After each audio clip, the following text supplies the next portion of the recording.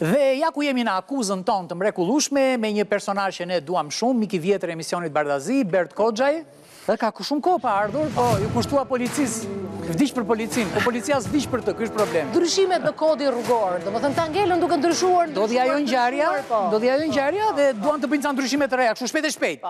Tani shpejt e shpejt nuk bën dot as byrekun, shpejt e shpejt se të del. Me qëra fjala ato monopatinat, hiqini se i keni lënë prapë në rrugë, kupton? Kalova sot e mbi kalimi, ecte njëri kundravajtje si t'ishte biçikletë, që edhe biçikleta nuk ecën aty.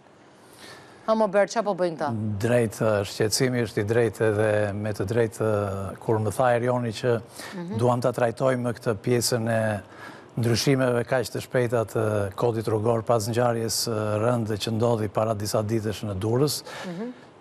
Sensibilizimi i opinionit për atë ngjarje me të vërtetë ishte shumë i madh dhe duhet të ishte i madh, por kjo nuk duhet përkthehet në opinionin tim me masa të menjëhershme të nxituara nga ligjvënësi i cili kur vjen puna për të reaguar në mënyrë të tillë me 2-3 nene të ndërhyrjes në kodin rrugor, është për mua është thjesht një ndërhyrje mediatike më shumë se sa. Këto ndërhyrje nuk duhet bërë, po si zgjidhet?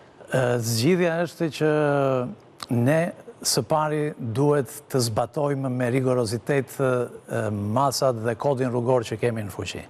Ne kemi një kod rrugor në cilin është ndërhyrë shumë herë. Po ky kodi rrugor e la atë pianecin të lëvizte prapë me makinë?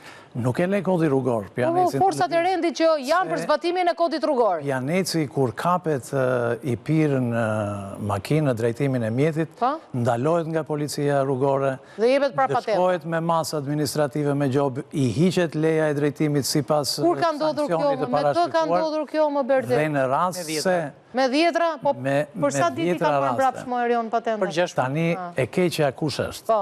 Në opinionin tim e keqja është që ne nuk fokusohemi dhe policia rrugore si struktura kryesore parandaluese, po edhe e zbatimit të ligjit për ndëshkimin e kundravajtjeve, duhet të fokusohet jo tek, po themi, numri më i madh i drejtuesve të mjeteve që bëhen objekt kontrollesh në këto kontrollet që bëhen të organizuara pas çdo ngjarje. Policia rrugore duhet të fokusohet pikërisht tek këta përsëritësit, tek këta që dalin në rrugë, bëjnë si të fortin e rrugës, tek këta që... Pse se bëjnë policia, pse se bën? Ai e shkel disa herë, ti ja heq, ja jep prap patentën, ai e bën prap, ti ja heq dhe jep prap patentën. Ai nuk duhet ta marrë patentën kurrë në jetë. Nuk duhet të gjykojmë në këtë mënyrë, sepse të heqish patentën siç është parashikuar nga ligjvënësit tani, nga këta 2 deputetët që kanë bërë propozimet. Kodi rrugor të parashikojë heqjen e prershme të lejës drejtimit vetëm me 2 herë të kapur për përdorimin e pijesë alkolike në masën 0,5% është shumë e rëndë. Është edhe në kundërshtim me të gjithë ato vendet e Bashkimit Evropian që nuk aplikojnë masat të tilla, po i aplikojnë rast pas rasti dhe ashpërsimi masave bëhet me kriteret caktuara. Nuk mundet që ta nxjerrësh një përdorus nga rruga vetëm. Kush është akuza jote dhe kujt i drejtohet kjo akuzë? Unë mendoj që ligjvënësi nuk duhet të nxitojë në raste të tilla. Duhet të bëhen ndryshimet ligjore me tryeza ekspertësh, ka boll ekspertë në vendin tonë. Erioni duhet ta mbajmë të mirë në vitin 2012 kur diskutoheshin disa ndryshime që kërkonin shumicë të cilësuar në parlament dhe majoranca asaj kohe nuk e kishte.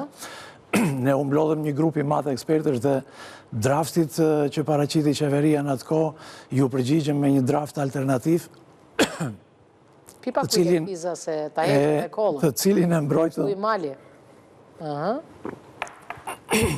cilin e mbrojtëm në të gjithë komisionet parlamentare dhe ndryshimet që atëherë kanë qenë ndryshime që kanë rezultuar eficiente dhe të drejta.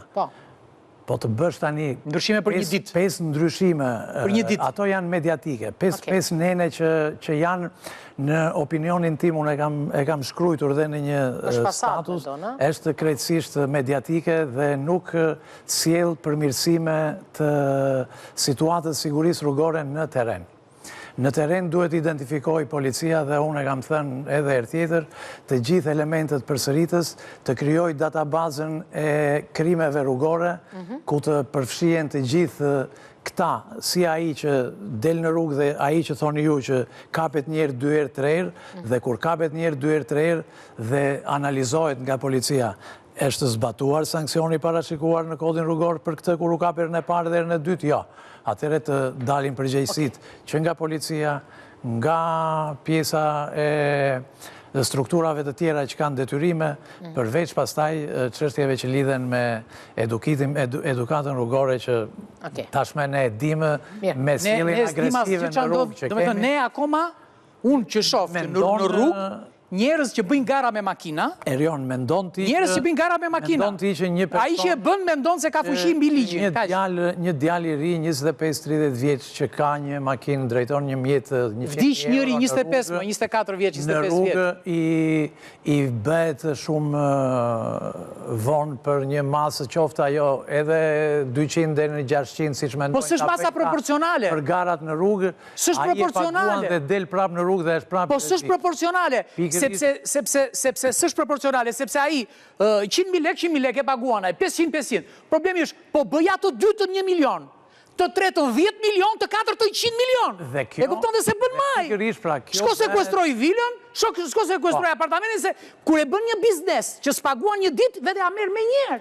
Edhe ky është një biznes që s'paguan. Dhe kjo bëhet... Se është çështja që shqiptarët qajnë kur vdesin 2 fëmijë, por janë me 10 mijëra shqiptarë në rrugë, që janë të gatshëm të vrasin me 10 mijëra fëmijë. Unë e shikoj me sytë e mi. Tani, nëse nuk e shikojnë ata që janë polici, vjen keq, minë marrin syzet e mia, se u jap me qef. Pra nuk e shikojnë këtë. Unë e shoh. Në kodin rrugor nuk duhet të bëhen të tilla. Duhet të bëhen nga ekspertë, nga specialistë. Ngrihet ai aty një deputet aty dhe kujton veten se është ligjvënës me që kanë thënë që je ligjvënës. Por e ligji do tru. Kur s'ket tru s'bën dot ligje. Të ketë të bëhen me një vizion afatgjatë që të ketë efekte reale në rrugë dhe jo efekte të menjëhershme. Sa për të kaluar atë? Mendojmë që hajde të bëjmë këtë ndryshim. Falenderojmë jashtë mase për këtë mesazh kaq kuptim plot që ke dhënë në këtë akuzë. Faleminderit juve, edhe unë mendoj që nuk e di pse Erioni më duket sikur është të tërhequr nga kjo tematikë. Jo, kam vite që s'merrem. Duhet të rifokusohesh edhe tjerë bashkë me...